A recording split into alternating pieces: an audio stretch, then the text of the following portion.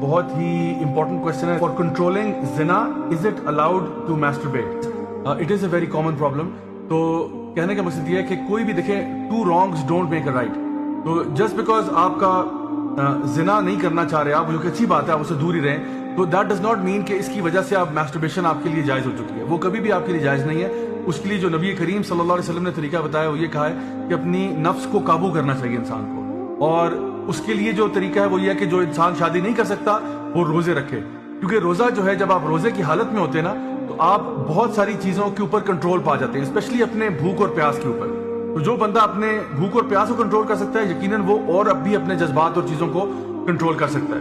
اللہ سبحانہ تعالیٰ فرماتے ہیں قرآن مجید میں کہ فَأَمَّا مَنْ خَافَ مَقَامَ رَبِّهِ وَنَهَى النَّفْسَ عَنِ الْهَوَىٰ فَإِنَّ الْجَنَّةَ هِيَ الْمَأْوَىٰ.